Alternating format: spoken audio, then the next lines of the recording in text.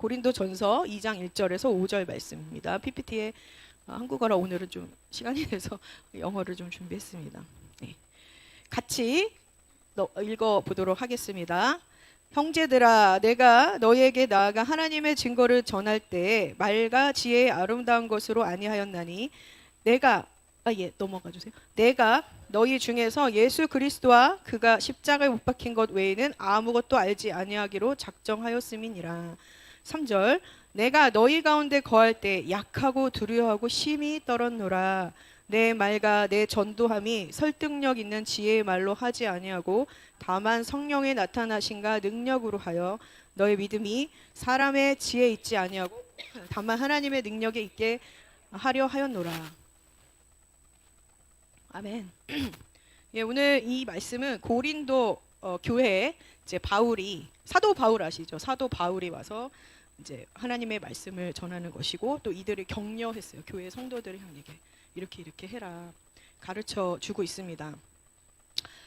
이 고린도 전서는 바울이 썼어요. 바울이 썼습니다. 이 고린도 교회 지금 상황은 사도 바울이 제 2차 전도 여행 중에 세워진 교회예요. 지금 유럽에 있어요. 유럽에. 그리고 그가 18개월 동안 체류하며 복음 사역을 이제 전했고 그 고린도 도시에 이제 사람들이 변화를 받게 영혼 구원을 위해서 애를 썼었습니다. 이 고린도 도시는 세상적으로 굉장히 성공한 도시예요. 지금 우리 서울 중심에 있죠. 이 도시에 있는 우리 교회와 같습니다. 그래서 우리가 어떻게 이 도시에서 이 종로에서 또 강북, 강남 정말 우리 대한민국의 지식층들과 또 부유층들이 한가득 이 중심 가운데 있죠. 그래서 우리가 복음을 어떻게 전해야 되는지 참 난해할 때가 있죠. 근데 오늘 바울을 통해서 바울 선생님이 우리에게 어떻게 해야 되는지 말 가르쳐주고 있습니다.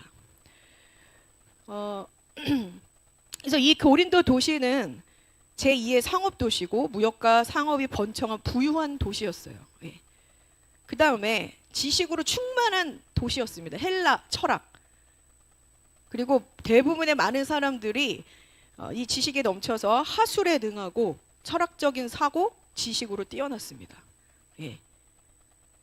근데 중요한 것은 세상적으로는 굉장히 부유하고 성공하고 엘리트 어떤 지식을 갖고 있는 자들은 그 도시에 살고 있는 것 같지만 성공한 사람들이 살고 있는 것 같지만 하나님의 시각으로 봤을 때는 진짜 어둠으로 가득 찬 도시였어요.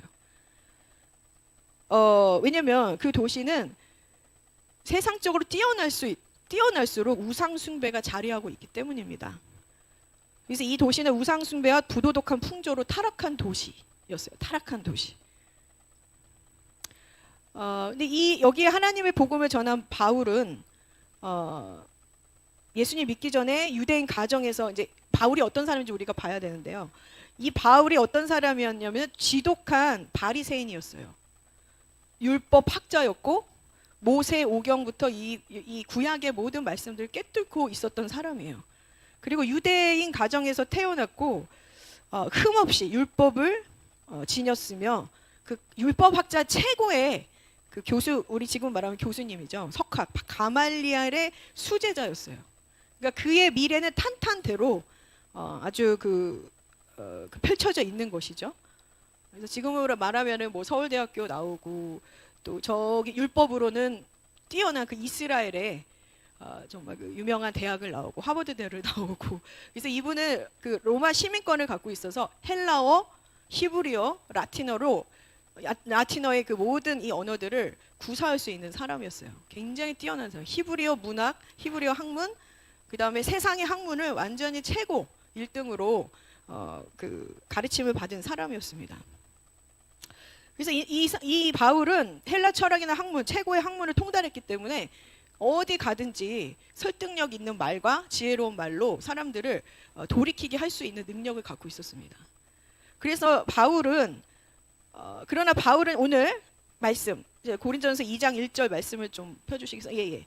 여기에 보면 바울이 우리 고린도 교회 성도들에게 이렇게 말씀하세요.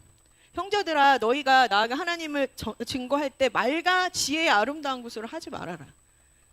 네. 내가 해봤는데 내가 뛰어나지 않냐. 정말 헬라처럼 모든 학문을 섭렵하고 율법, 말씀으로도 충만한 가르침에 아주 찬 자인데 그 학문으로 내 지식과 내 이성으로 내 경험으로 전해봤더니 논쟁밖에 되지 않더라. 사도행전 17장 18절에 나와 있어요. 뭐라고 나와 있냐면은 그가 높은 지식층인 헬라의 철학자들을 만났고 또 철학적 변론을 통해서 복음을 전하였다. 그러나 그들에게는 논쟁만 될 뿐이지 살아계신 예수 그리스도가 내 지식으로 전했더니 아무것도 남는 게 없었다라고 사도행전 17장 18절에 적어 놓은 것입니다. 우리에게 얘기하는 거예요. 너희들의 생각과 너의 지식, 경험으로 예수 그리스도를 전할 수가 없다라고 말씀하시는 거예요. 신학교를 들어간다고 해서 하나님의 복음을 증거할 수 없습니다. 그래서 미국의 뭐 풀러 신학대학교나 뭐 유명한 신학교, 세계 신학교들이 거기 굉장히 많아요. 뭐 아주사부터 뭐 이제 그런 학교에 나오고 대학원 석사까지 하신 분들이 복음을 전하지 못해요. 능력으로 하나님의 말씀을 증거하지 못합니다. 왜 그럴까요? 예, 지희 집사님 말씀하시는 예, 자, 능력이 없는 거예요. 성령의 능력이 없는 거예요. 성령의 나타남이 없는 거예요. 그래서 미국의 LA는 지금 모르겠어요. 거기는 선교사의 무덤,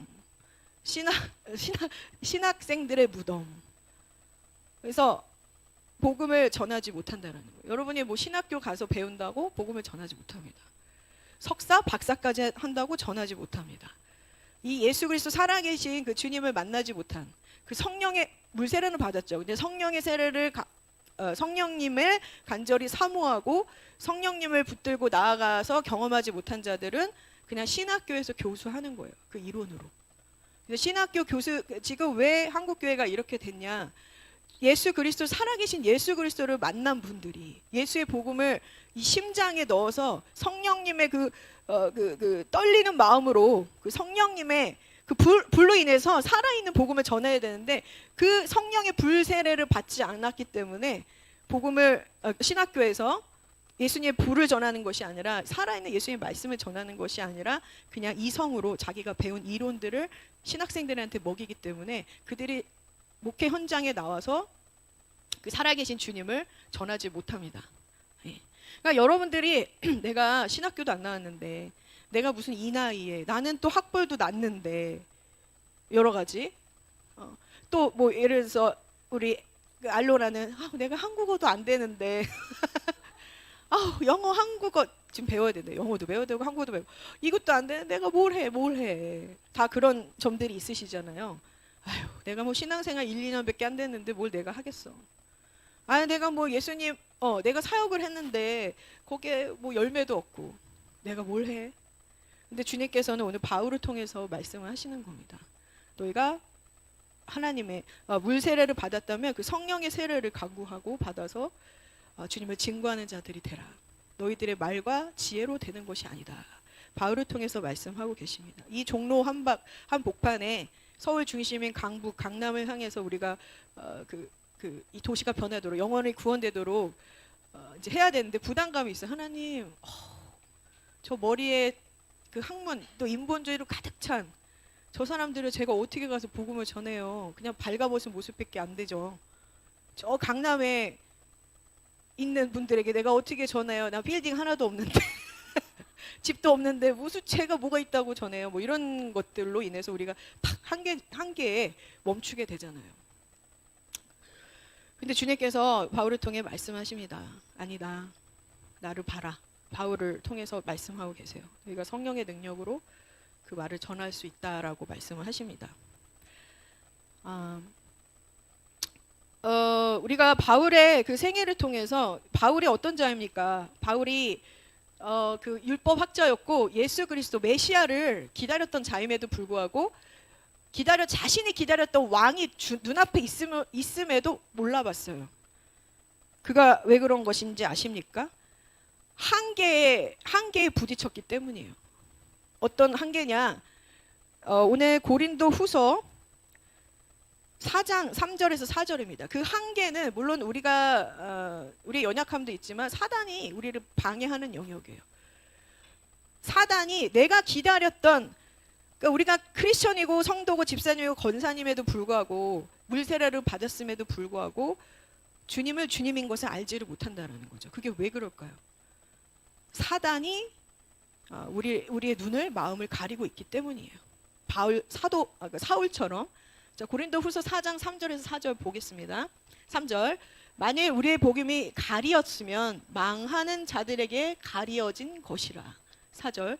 그중에 이 세상의 신이 믿지 아니하는 자들의 마음을 혼미하게 하여 그리스도의 영광의 복음의 강체가 비치지 못하게 함이니 그리스도는 하나님의 형상이니라. 예, 그렇습니다. 세상의 신이 믿지 아니하는 자들의 마음을 혼미케 했다. 그의 눈을 가렸다. 이 사울은 주님을 믿지 못했어요. 그렇게 율법으로 신학교 공부하고 석사하고 박사까지 하고 교회에서 사역을 했음에도 불구하고 예수님을 그는 그리스도의 살아계신 나의 왕이고 내가 기다렸던 구원자이다 라는 것을 믿지 못했습니다. 그래서 어떤 일이 벌어졌죠? 그 사울이 바울 되기 이전에 사울이 예수를 핍박했어요. 그의 최고의 인생의 목적은 예수를 죽이는 게 목적이었어요. 그 다음에 그 예수를 따르는 제자들, 추종자들을 핍박하고 죽이는 게 목적이었어요. 그래서 내가 땅끝까지 그를 죽이기 위해서 쫓아가리라. 이것이 내가, 이분은 이렇게 생각하는 거예요. 하나님을 기쁘게 하는 일이다라고 생각한 거예요. 여러분들 안에 그런 한계예요.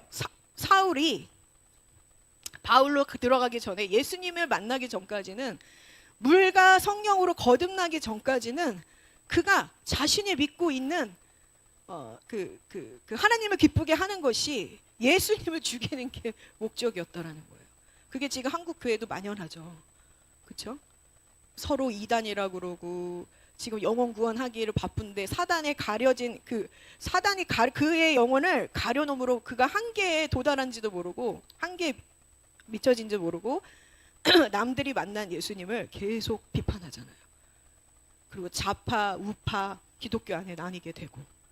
그게 왜 그럴까요? 서로의 그 연약함, 죄로 인해서 믿지 못함으로 이런 일들이 한국에 생긴 것입니다. 그리고 교회 안에서도 예수님이 그렇게 말을 하는데 믿지 않잖아요. 주님의 말씀을 믿지가 않아요. 들어가지가 않습니다.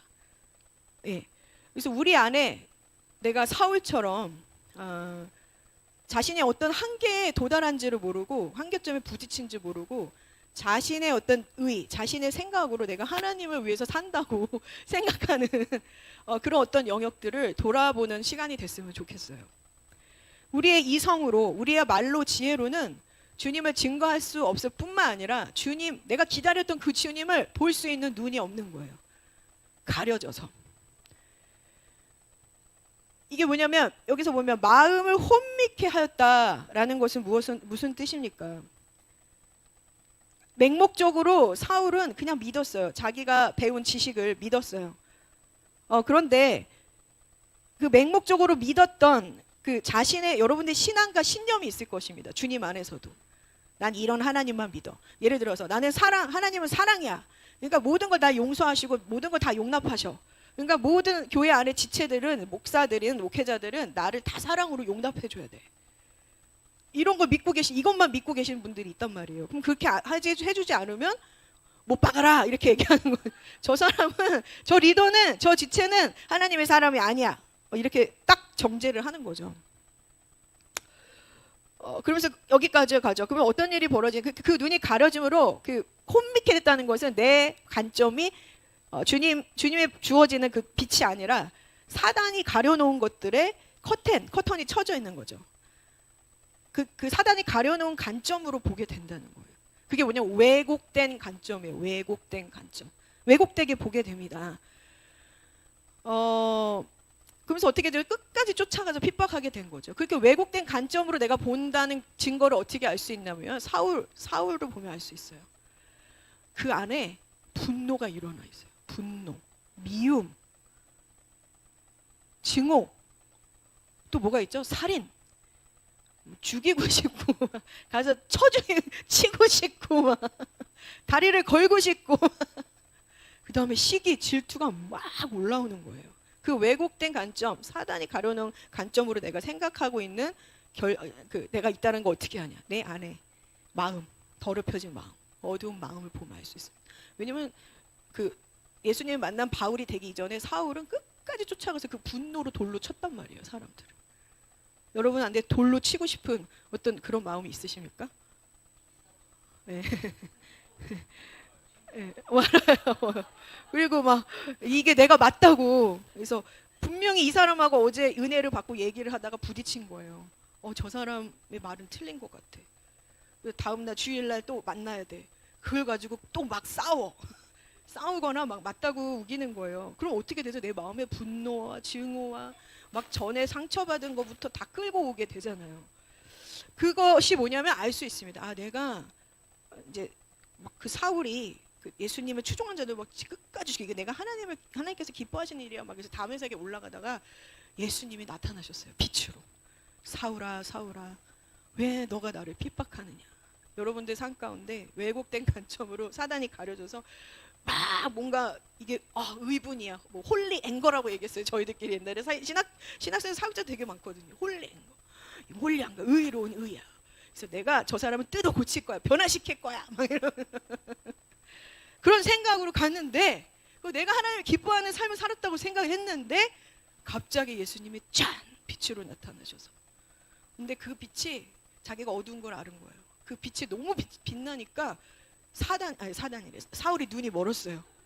자기가 눈에 사단에 의해서 눈이 가려진 거, 비닐로 가려진 거를 보게 된 거예요. 그 영어로 보면 블라인드 맞죠? 영어 이름 맞죠?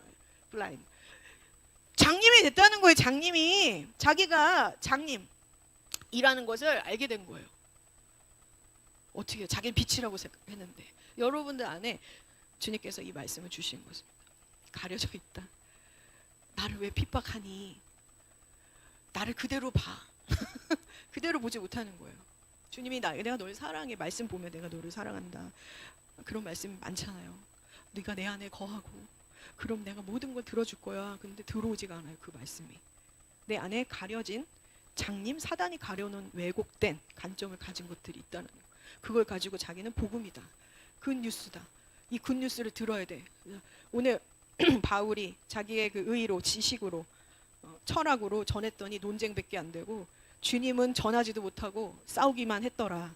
이것처럼 우리는 쌈딱이 되는 거예요, 어느 순간. 그래서 하나님의 기쁨이 되고 있습니다, 이렇게 착각하고 있다라는 거죠.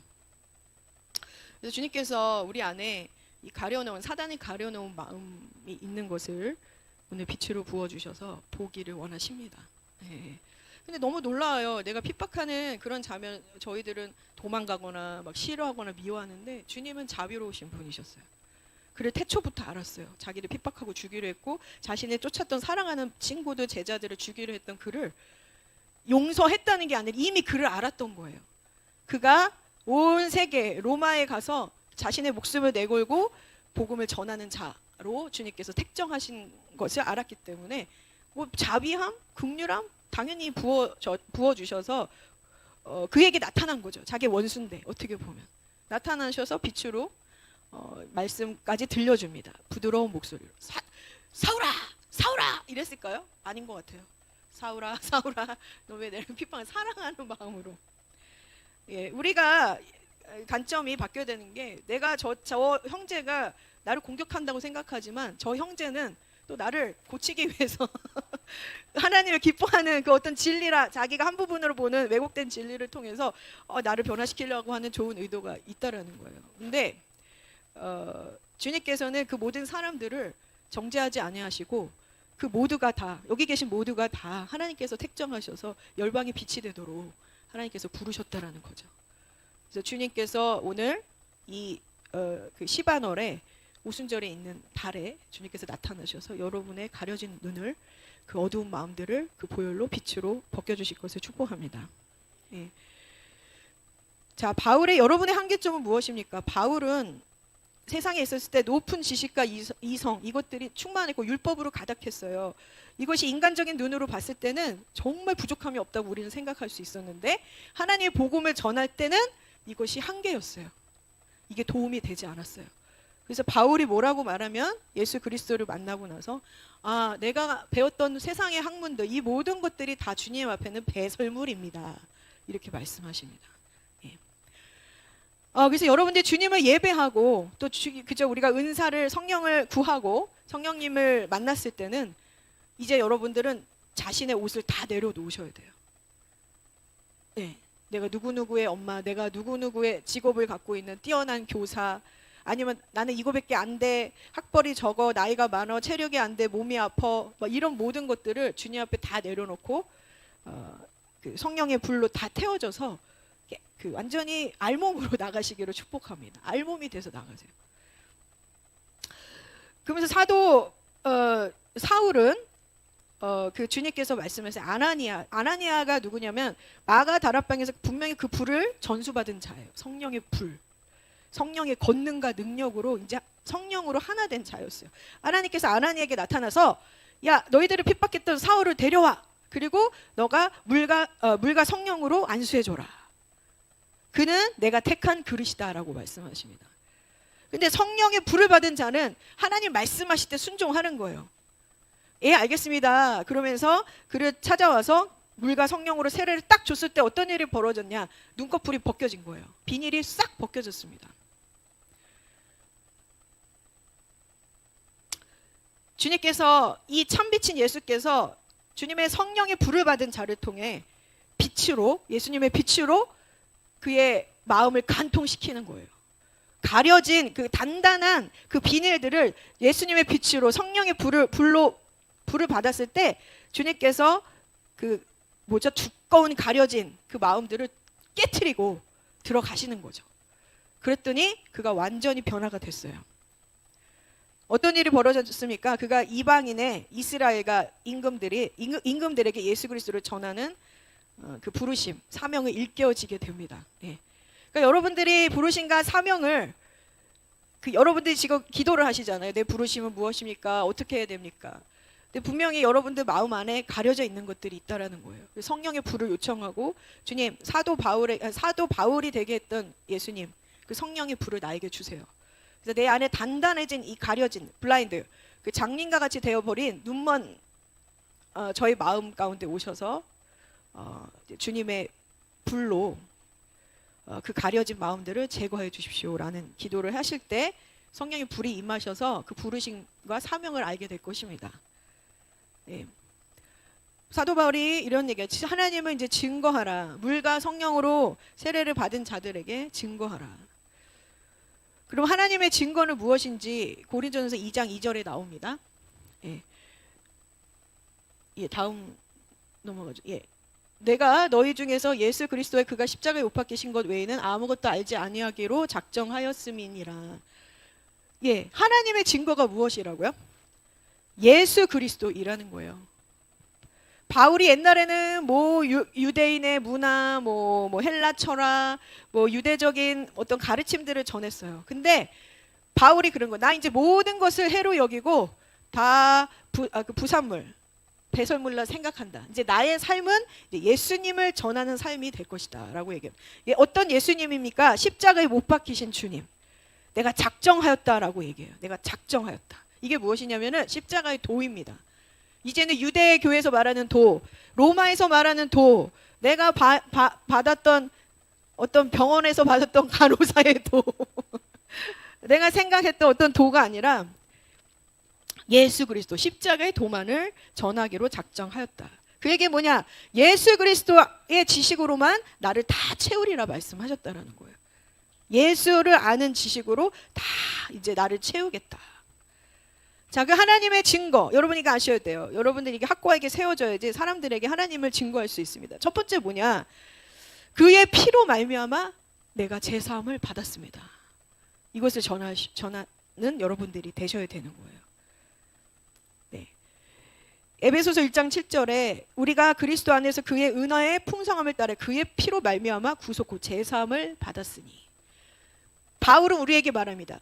우리를 십자가에서 죽으시고 우리의 허물과 죄를 위해서 죽으셔서 우리의 죄를, 허물을 그 피로 씻으시고 그 씻어주심으로 죄를 사하신 그 예수 그리스도를 전해라. 네. 교회 가세요가 아니에요. 하나님의 증거가 교회 가세요. 예수님을 믿으세요. 이게 아니에요. 예수님의 피로 당신의 죄와 허물, 질병, 고통, 사망에 있던 당신을 그 죄로부터 그 피로 씻어줌으로 말미암아 이제 완전한 그 영원한 생명 얻은 길로 이끄실 것입니다. 아니 대부분 많은 사람들 얘기해 보세요. 제가 옛날에 친구가 아주 그냥 못된 짓을 하는 친구였는데, 야 친구야 교회 가. 그러니까 뭐라는지 아세요? 나 교회 가고 싶어. 근데 왜 안 가? 내가 죄가 많아. 꼭 이 얘기를 하세요. 그 우리들 교회의 김양재 목사님도 남편이 산부인과 의사셨는데 그렇게 수십 년을 기도를 해도 오질 않더래요. 근데 마지막 병실에까지 그 영혼을 구원해서 끝까지 지키셨대요. 엄청 구박을 당하고 억압을 당하셨나 봐요. 근데 끝까지 용서하면서 응급실이 아니죠. 그 중환자실에서 그 이제 사단이 붙들고 있죠. 그 영혼을 취하려고. 사단이 붙들는 그 상황 속에서 기도를 하신 거예요. 계속 방언으로 기도하고 하나님 구원해 주세요. 그러다 이제 길을 열어주셨어요. 목사님 오셔서 이제 복음을 증거한 거예요. 예, 지금 천국 문이 열려 있습니다. 지금 예수님을 믿고 제사함 믿고 들어가시겠습니까? 근데 그 얘기를 하신 거예요. 아멘. 그 나중에 물어본 거예요. 아니 여보, 그렇게 얘기를 하실 거면서 왜 진작에 예수님을 안 믿고 교회를 안 간 거예요? 헌금을 하셨대요. 왜 안 간 거예요? 근데 물어봤더니 내가 죄를 너무 많이 졌어. 왜냐면 낙태 시술을 하셨대요. 낙태. 그래서 그 죄로 인해서 주님을 받아들이지 못했던 거예요. 다 그런 거예요, 여러분. 그래서 여러분들이 그 예수를 전하시기를 축복합니다. 죄를 사하신 그 이 복음이 많은 이들을 돌아오게 할 것입니다. 자비의 하나님을 믿으세요. 예, 특별히 가해자, 죄가 많으면 은혜가 많다고 한 이유가 이겁니다. 죄가 많은데 막 깜빵도 갔다 오고 마약도 하고, 그래서 마약했다 돌아오신 분들이 예수님 믿으면 엄청나게 뜨겁게 주님을 사모하고 주님의 길을 가는 이유가, 난 정말 평생 이 죄 때문에 눌려가지고 사람들하고 어울리지도 못하고 오히려 화만 내고 했었는데 어느 날 주님이, 아니면 주님의 대리자가 와서 주님이 당신의 죄를 사한다고 하십니다. 주 예수를 믿으세요. 그 말이 완전히 이분을 무너뜨리게 한 거죠. 자, 두 번째, 우리가 전에 하나님께서 영원한 생명을 주셨습니다. 이게 십자가에서 행하신 일이에요. 십자가 도입니다. 죄를 짓든 안 짓든 착한 사람도 다 죄인이죠. 그들에게 가서 하나님의 영원한 생명을 전하세요. 그 생명이 무엇인지. 세 번째, 주님께서 이제 이 말씀하십니다. 이제 그 생명이, 영원한 생명을 너에게 줬는데 그 영원한 생명을 너희가 받아 마시기를 원하노라. 매일. 그러면 너희가 그 생명의 근원이 어디이십니까? 예수 그리스도. 예수 그리스도 안에 들어가라. 그 생명. 성령님이 생명이죠. 하나님의 생명. 그 성령님이 너희를, 그리스도 안에 있는 너희를 계속 그 생명으로 채우게 되리라는 거예요. 질병을 낫게 되고 모든 걸 회복시켜 주신다는 거예요. 잃어버렸던 모든 것을 회복시켜 주신다는 거예요. 그 예수 그리스도 안에 생명, 성령이 계시는 거죠. 그래서 그 안에 거하라. 이것을 증거했다라는 거예요. 요한일서 5장 11절에 이렇게 나와 있습니다. 또 증거는 이것이니 하나님이 우리에게 영생을 주신 것과 이 생명은 그의 아들 안에 있는 그것이니라. 아들이 있는 자에게는 생명이 있고 하나님의 아들이 없는 자에게는 생명이 없느니라. 하나님의 아들이 있으십니까? 예, 여러분 안에 있잖아요. 그리고 여러분 생명을 전할 수 있습니다. 자, 네 번째, 에베소서 1장 13절의 말씀에 너희가 그 안에서 너희도 진리의 말씀 곧 너희의 구원의 복음을 듣고 그 안에서 또한 믿어 약속의 성령으로 인침을 받았느니라. 성령의 인침을 받았다는 게 불세례를 통해서 우리에게 인침을 주신다는 거예요. 하나님의 도장이 우리 심령에 탁 새겨진다는 거예요. 하나님의 도장이 새기면 어떤 사단도 죽음도 우리를 무너뜨릴 수 우리의 생명을 뺏어갈 수 없다는 겁니다. 그 하나님의 도장, 왕의 도장, 왕의 명령은 어떤 사람도 그 의인은 명령한 것을 어떤 사람도 그걸 고칠 수가 없어요. 그 도장이 성령의 불세를 통해서 내 심령에 꽂혀집니다. 새겨지는 거예요. 그래서 그 성령을 사모하라. 매일매일. 자, 사도 바울이 그러면서 성령의 나타나신가 능력으로 증거해야 된다고 말을 해요. 성령의 불을 받았어요. 바울이 그 성령의 능력을 받다 보니 자신의 모든 지식과 이것들은 다 그 필요가 없다고 생각한 거죠. 고린도전서 2장 3절 4절에 한번 2절 읽어보겠습니다. 내가 너희 가운데 거할 때에 약하고 두려워하고 심히 떨었노라. 내 말과 내 전도함이 설득력 있는 지혜의 말로 하지 아니하고 다만 성령의 나타나신가 능력으로 하였더라. 예. 자, 우리가 내 지식과 경험으로 내가 뭘 배워야지 이게 하나님 일을 할 수 있다고 생각하는 한계점에 도달합니다. 근데 주님께서 말씀하세요. 성령의 불을 사모하라. 성령의 그 인치심을 받는다면 너희들이 지혜의 말로 하지 않고 돌파하게 된다는 거예요. 그 한계점을 넘게 된다는 거예요. 그래서 하나님의 성령의 능력으로 하나님을 증거할 수 있다라는 거예요. 내가 가난한 자들에 있어도 아니면 내가 청와대 그 정치인들하고 얘기하러 하나님이 가라 했을 때 한계가 오죠. 나는 정치학을 배우지도 않았는데, 나는 뭐 엔터테인먼트, 나는 춤조차도 추지 못하는데, 근데 하나님이 가라 했을 때 이 성령의 능력을, 자신의 한계를 우리가 깨닫는 게 중요해요. 수치스러운 게 아니라 난 이거밖에 안 돼요, 이게 아니라 성령의 능력을 사모함으로 그걸 취해서 그 한계점을 넘도록 주님께서 인도하세요. 그 모세가 바로에게 갔을 때 하나님께서 성령의 능력을 부어주셨잖아요. 그래서 뭐라고 말씀하시냐면 모세에게, 모세야, 내가 그 바로 앞에서 바로 앞에서 내가 너를 신같이 되게 하리라라고 말해요. 신이라고 표현해요. 우리는 신의 아들, 딸들입니다. 아멘입니까? 그래서 신의 하나님의 영이 불세를 받고 인을 받으면 성령의 내가 충만함, 그러니까 매일 날마다 하나님 내 한계를 넘을 수 있도록 성령의 능력을 부어주세요. 기도하셔야 되는 거예요. 그래서 성령 충만함으로 게이지가 쫙 올라갔을 때 내 입 가운데 하나님의 말이 부어지면서, 하나님 말이 부어졌다는 거 뭐죠? 신의 말이 부어진 거예요. 그럼 우리는 신의 자녀잖아요. 그럼 우리는 신의 정체성을 가는 거예요. 그래서 우리 입을 벌려서 말할 때 하나님의 말, 신의 말들이 그들에게 부어진다는 거죠. 그래서 어떤 능력, 신의 말에는 생명과 돌파와 여러 가지 능력들이 나갑니다. 건세가 나가기 때문에 그들이 무릎을 꿇을 수밖에 없어요. 예. 그래서 우리가 그 우리의 한계에 대해서 항상 위축거리는 게 아니라, 오, 내 안에 한계가 왔네. 근데 성령께서, 하나님께서 이제 나보고 성령을 구하라는 뜻이구나. 그래서 성령님 나에게 임해주세요. 그 능력을 나타내주세요. 권능과 건세를 부어주세요라고 기도를 했을 때 놀라운 일들이 발생합니다. 그러니까 우리가 할 수 없는 일들을 할 수 있도록 하나님께서 성령의 능력을 구할 수 있도록 길을 열어주신 것입니다. 그래서 우리가 한계에 도달했을 때 좌절해야 될까요? 기뻐해야 될까요?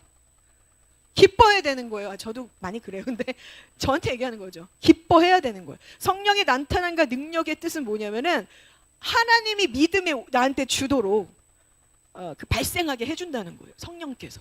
하나님의 믿음이. 그래서 나는 할 수 있어. 갑자기 뭔가를, 방금 전에 좌절했는데 막 기도를 한 거예요. 성령님 나타내 주세요. 성령의 권능으로 나를 채워주세요. 나 이거 못하겠어요. 나는 과거에 해보지도 않았고 배우지도 않았어요. 근데 성령에 의지합니다. 이거를 하나님이 듣기 원해요. 주님 도와주세요. 그랬더니 성령이 부어지면서 게이지가 쫙 올라가는 거죠. 성령의 에너지가 부어지면서 하나님의 믿음이 주어지는 거예요. 그래서 모세가 바로에게 갈 수 있었던 거예요. 여러분, 이 대통령님들에게 우리가 가서 하나님의 대리자 역할을 하기를 축복합니다. 그런 날이 오겠죠. 그런 인재들을 키워야 되고. 자, 바울이 뭐라 그러냐면은 내가 두려워하고 심히 떨었노라. 여러분들은 뭐에 두려워하고 떠세요? 제가 이 말씀에 굉장히 도전이 됐는데 어떤 거가 가장 두려워요? 네? 아픈 거. 네. 이제 좀 조금 와서 하나님을 증거할 때 뭐가 두려울 것 같으세요? 능력이 안 나타난다. 좋은 질문, 지원 대답이세요. 예, 맞아요. 근데 대부분의 저는 두려워하는 것은 앞에 서는 게 두려워. 지금은 많이 안 그러지만 앞에 서는 거 두려워. 앞에 섰을 때 사람들이 말했을 때 나를 평가하면 어떡하지? 나를 저지하면 어떡하지? 나보고 거기서 내려와 이렇게 얘기하면 어떡하지? 이런 두려움이 있어요. 근데 우리가 잊어버리고 있는 거죠. 사람들이 날 평가하는 것이 가장 두려워요. 근데 오늘 주께서 말씀하신 이 바울이 말씀하신 것은 내가 가장 두려워하는 거는 성령이 내 삶에 나타나지 않을까 봐 두려워. 이 얘기를 하는. 우리가 가장 두려워해야 될 것은 성령이 나타나지 않고 성령의 능력이 부어지지 않은 거에 대해서 두려워해야 된다라고 말씀하세요. 예, 회개가 나왔어요. 저도 제가 성령님을 잘 몰랐군요. 사람을 두려워했던 거 계속. 우리가 두려워해야 될 것은 바울과 같이 내가 기도할 때, 내가 예배할 때, 내가 말씀을 전할 때, 내가 어떤 사업에 회의를 할 때, 학생들을 가르칠 때, 내가 간사 일을 할 때, 성령에 기도할 때, 이 성령이 나타남이 없을까 봐 근심해야 되는 거예요. 그래서 성령이 나타내 주세요. 내가 간사일을 할 때도, 찬양을 할 때도, 설교를 할 때도, 누굴 가르칠 때도, 엄마랑 대화할 때도, 아내랑 대화할 때도 성령님 터치해 주세요. 이게 하나님을 경외하는 자들의 모습인 거죠. 우리가 성령이 없으면 성경을 읽어도 이해를 못한다는 거예요. 여러분, 대체 이해가 안 돼. 말씀이 이해가 안 돼. 그 얘기는 뭐냐면 나의 잘못이라는 거예요. 여기 강단상에서 세운 사람은 하나님이 세운 사람이기 때문에 그가 성령이 나타나신가, 성령의 능력을 보면서 기도하고 와서 하나님 이 말씀을 이해할 수 있도록 금식하고 기도하고 오잖아요. 이 사람이 정말 잘 전하지 못하는데 이 안에 성령으로 전하는 거잖아요. 이 사람이 스킬이 없을 수 있어요. 말씀을 전하는데. 근데 기도하고 성령이 나타나기를 간절히 바라고 하나님 말씀이 이해해 주시길 성령께서 저에게 문을 열어주셔야 됩니다라는 간절한 마음으로 기도하고 예배 온 사람들에게는 이해할 수 있는 능력을 주신다는 거예요. 아멘. 대부분의 말씀을 10%도 이해를 못한다는 거예요. 50%도 이해 못한대요, 성도들이. 왜? 성령님을 간구하고 성령님이 내 삶에 그 능력이 부어질 때 앞에서 말하는 그 메신저들의 말을 알아들을 수 있다는 거죠. 그 얘기 뭐냐면 내 눈이 가려졌다는 거예요. 내 귀가 가려졌다는 거예요. 자, 우리가 성령의 나타나신가 능력으로 살아야 되는 곳입니다. 성령이 나타나신가 능력으로 사업을 해야 되고, 그쵸, 주부를 섬겨야 되고, 기도를 해야 되고, 사역을 해야 되고, 그래야 된다는 거예요. 우리는 그렇게 만들어졌다라는 거예요, 하나님이. 성령의 나타나는가 능력. 자, 우리가 성령의 나타나는가 능력을 의지할 때 어떤 일이 일어납니까? 하늘의 문이 열려요. 성령님, 여러분 말씀 보기 전에 막 방언으로 기도하셔요. 하나님, 성령님 기도 이 시간 막 성경을 이해할 수 있도록 하늘의 문을 열어주시고 내가 가려진 귀와 눈과 이 모든 것들 성령이 불로 태워줘서 이해하게 해주세요. 이렇게 기도하고 나아갈 때 성령의 능력이 부어져서 하늘의 문을 열리고 성경에 있는 문자적으로 이해되지 않는 문자가 열리면서 내 안에 레마로 계시로 막 들려진다는 거예요. 그 다음에 담대함이 주어집니다. 사도 바울이 그의 모든 삶은 감옥에서 많이 살았어요. 예수님을 전하다가 감옥에서 살았어요. 근데 그 감옥에서 그는 어떻게 했냐면 담대함으로 있었어요. 40명의 간수들이 자기를 삥 둘러싸고 언제 그 바울을 죽일 수도 있고 핍박할 수도 있고 협박할 수도 있고 고문할 수 있는데 그 앞에서 떨지 않았습니다. 성령의 능력을 사모하십시오. 세 번째, 어떤 어려움과 힘든 상황에서도 감사와 찬양이 터져 나와요. 그 성령이 함께 하시면 기쁨으로 터져 나옵니다. 예배가 터져 나옵니다. 그러면서 사도 바울도 그 많은 재판이 있었는데 그 기쁨으로 이겨냈어요. 그 다음에 이 성령의 능력을 사모하고 나타나기를 간절히 기도하는 자들에게 사업, 사역, 공부, 가정 모든 영역에 성공할 수 있는 길이 열린다는 거. 웨이메이커예요. 새 길이 열려요. 매일 새 길이 열립니다. 마지막 다섯 번째, 모든 한계점을 다 뛰어넘어요. 하나님은 우리가 우리의 삶은 왜냐면 우리는 항상 변화하고 하나님 말씀을 쫓아가다 보면 한계에 항상 부딪혀요. 그 한계를 두려워하지 말고 그 한계를 누려라라고 말씀하세요. 이제 그 얘기는 뭐냐면 내가 한계점이 왔다는 건 이제 성령의 능력으로 내 삶의 그 한계를 뛰어넘는 그 놀라운 초자연적인 기적이 내 앞에 놓여 있다는 것을 아시고 성령님에게 기도하면서 간구하셔야 되는 거예요. 아멘. 예, 여러분들 삶에 지금 뭐가 막히고 답답한 것 같습니까? 지금 주님께서 말씀하시는 거예요. 이제 초자연적인 기적이 올 거야. 성령의 나타남이 능력이 너희들의 삶에 드러날 것이다. 이 말씀을 붙들고 그 한계를 부서뜨리시는 그 주님을 바라보게 축복합니다. 자, 하나님께서 우리에게 하나도 잘못된 실수하시는 하나님이 아니에요. 왜냐, 이 베드로와 바울을 보면 알 수 있습니다. 베드로는 좀 거친 말로 무식한 자였어요. 어부였어요. 배움이 없었어요. 말씀을 몰라요. 그렇죠? 왕이신 예수님이 온다는 건 알지만 말씀을 디테일하게 바울처럼 알 수가 없었어요. 그래서 나중에 그가 성령의 불세례를 받고 쫙 구약부터 신약까지 읽으면서 설교를 했더니 다 그를 아는 자들이 아니 베드로가 어떻게 이렇게 똑똑해졌어? 이렇게 말을 한단 말이죠. 그 베드로를 주님께서 성령의 불세례를 받고 성령의 능력을 받은 이 베드로를 어디다 파송하셨냐면 예루살렘의 사도로 임명하셨어요. 원래 예루살렘의 사도로 임명한 거는 바울이 돼야 돼요. 왜냐면 예루살렘은 최고의 문화와 문명, 실력자들이 모여 사는 그런 그 도시였어요. 그곳에 서기관, 율법자, 율법학자들, 제사장들, 쟁쟁한 그 율법을 아는 실력자들이 모여 살았던 거죠. 네. 특별히 구약의 서기관은 어떤 사람들을 말하냐면 창세기에서 말라기까지 한자도 틀리지도 않고 점 하나로 틀리지도 않고 그냥 한 번에 적을 수 있는 그런 놀라운 사람들이었어요. 완벽한 사람들. 근데 점이 틀리면 다시 버리고 다시 써야 된대요. 그렇게 철저하게 흠이 없는 자들의 그 중심에 하나님이 베드로를 파송했어요. 여러분 어떻게 하겠어요? 끔찍하죠? 근데 여러분 그때 이 기회가 온 겁니다. 여러분이 정말 놀라운 하나님의 능력을 나타내기를 하나님께서 기대하고 계세요. 아멘? 베드로가 갑니다. 성령의 불세례를 받고 가서 어떻게 되죠? 그 예루살렘을 정말 하나님께로 이끄는 자가 되는 거예요. 이 서기관들, 무시무시한 학자들, 율법 학자들이 그에게 무릎을 꿇습니다. 그리고 예수를 그리스도로 영접하게 된다라는 거예요. 자, 바울이 또 재밌습니다. 그래서 하나님은 여러분들이 이곳에 보내고 또 파송했을 때 그냥 실수하지 않으세요. 다 하나님의 계획이 있다라는 거예요. 하나님의 주권을 믿고 성령의 능력을 구하시는 여러분 되기를 축복합니다.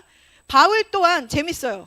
바울은 뭐 헬라어, 라틴어, 히브리어, 헬라 철학 이 모든 것을 지식과 철학을 섭렵한 사람인데 이 사람을 예루살렘을 보내야 됐을 것 같잖아요. 근데 주님께서는 이방인에게 보낸다는 거예요. 그 이방인들은 무식했다라는 거예요. 하나님 말씀도 몰라. 가서 뭐 철학을 뭐 얘기하고 뭐 한다고 해도 저 사람 뭔 소리야 하죠. 하나님이 그런 쪽으로 보내시니까 하나님 계획은 실수가 없으세요.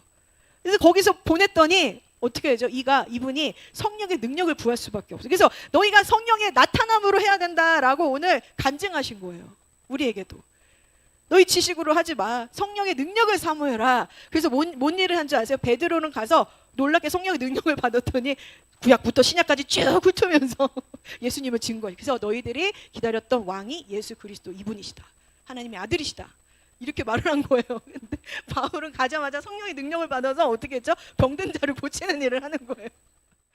그래서 그 바울이 이것들을 경험하면서 이제 성령의 능력을 나타냈을 때 돌아오는 이방인들이 변화시키는 사도 바울이 말씀을 전하다가 어떻게 했죠? 청년이 졸다가 떨어졌어요.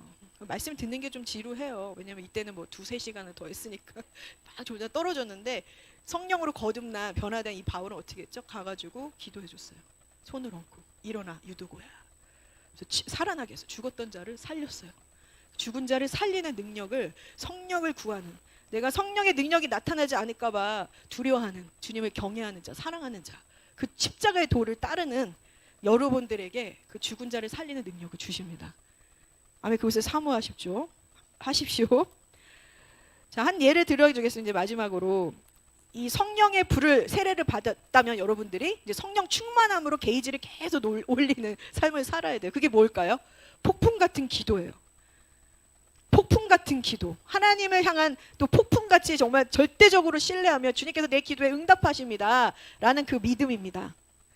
여러분 다 아세요. 조지 뮬러. 그죠? 조지 뮬러. 성령의 나타남, 그 능력이 나타났을 때 모든 응답들이 주어져요. 이 조지 뮬러는 그 30명의 고아들을 돌보는 사역을 했었어요. 가난했어요. 근데 사람들에게 도움을 요청하지 않았습니다. 오직 기도와 믿음으로 고아원을 설립했어요. 그래서 5개의 고아원을 세웠습니다. 오직 하나님의 능력이었어요. 그 폭풍 같은 기도, 주님을 믿는 믿음으로 기도할 때 성령의 능력을 나타나기를 정말 무릎 꿇고 기도했을 때 그가 놀라운 일들을 행했습니다. 그래서 나중에 30명이 1만 명의 고아 아이들을 돌볼 수 있는 그 사역으로 확장이 됐어요. 확장시켜 주셨어요. 성령의 역사죠. 성령의 나타남이 있을 때 이런 일들이 벌어집니다. 오병이어 기적들이 일어나요.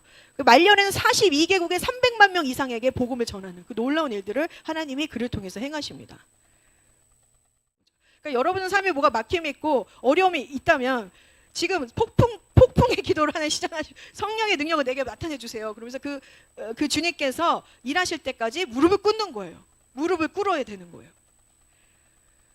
이걸로 마지막으로 이제 말씀드리자면 조지 뮬러가 기도하는 수칙이 있어요. 이 폭풍, 성령의 능력이 나타나는 30명의 고아원에서 300만 명의 복음을 전하고 5개 고아원을 지었던 이 성령이 나타나는 기도를 한 이분의 그 수칙을 좀 우리가 가지고 우리가 기도를 했으면 좋겠어요. 여러분들 삶에 첫 번째 단순해요. 예수님을 의지하는 거예요. 성령님을 의지하셔야 돼요. 성령님, 하나님 저에게 이 어려운 상황을 돌파할 수 있는 성령의 능력을 나타내 주시옵소서. 그 다음에 두 번째, 죄를 버려라. 죄입니다. 시편 66편 18절에 내가 나의 마음에 죄악을 품었더라면 주께서 듣지 아니하시리라. 여러분, 응답이 안 되는 건 뭐냐면, 내가 기도가 안 되는 것은 뭐냐면 내 안에 죄를 품었기 때문이에요. 아까 사울의 마음이 가려져서 사단이 가려놓은 것 때문에 막 그 왜곡된 관점으로 막 뭔가 하나님 일을 하는데 결국 그것은 하나님 일을 죽이는 일이었고 하나님 일을 대적하는 일이었어요. 이 영역들이 여러분들 안에 이 가려진, 사단이 가려놓은 어떤 악한 마음들, 죄된 마음들, 그것들을 하나님께서 보여달라고 기도해야 돼요. 우리 모를 수 있어요. 요즘 시대에는. 예전에는 각각 교회마다 불을 지폈기 때문에 그 성령님이 살아계셔서, 성령의 불이 살아있기 때문에 우리 안에 모든 것들이 들추셨어요. 근데 이 성령의 불을 여러분이 구하시면서 나의 죄를 알려주세요. 주님, 사울과 같이 주님을 내가 대적하고 주님을 이렇게 왜곡된 관점으로 하나님의 일을 방해하는 어떤 나의 죄가 무엇입니까? 그래서 기도했을 때, 그 회개했을 때 불같은 성령의 힘이 내 안에 깨어나서 하나님의 보좌로 올라가는 기도가 올라간다는 거예요. 그러면서 어떤 일이 벌어지냐? 믿음이 생겨요. 믿음이. 하나님께서 내 일을 돌파할 수 있는 힘을 주시겠구나. 이 믿음과 소망이 부어집니다.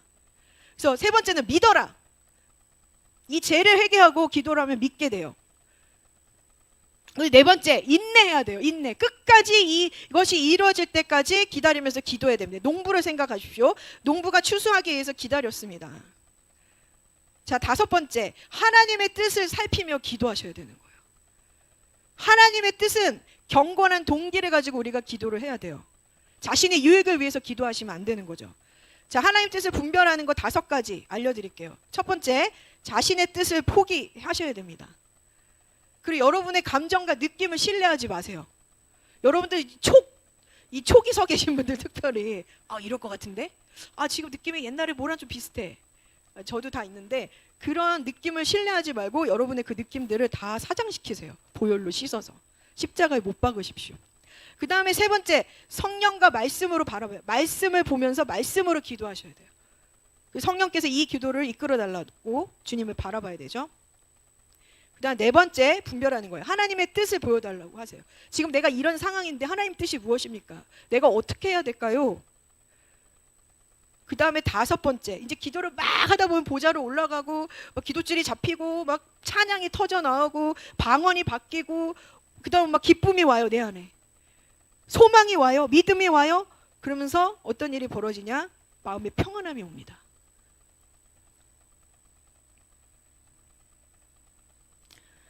그 다음에 이 성령의 능력이 나타나는 기도, 마지막 6번째가 뭐냐면은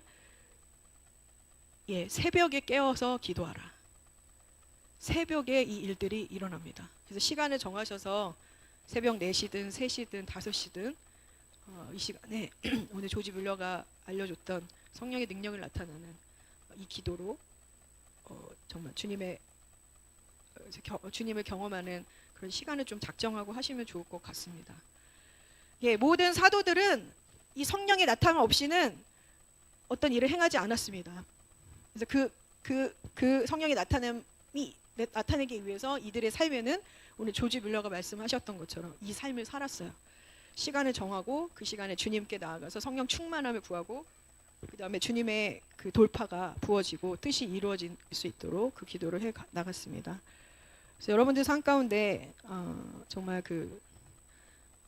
이제는 다른 것을 두려워하는 것이 아니라 성령님의 나타나시는 것을 간절히 바라고 사모함으로 여러분들 삶을 살아가는 킹덤 하이 교회 성도들이 되기를 축복합니다.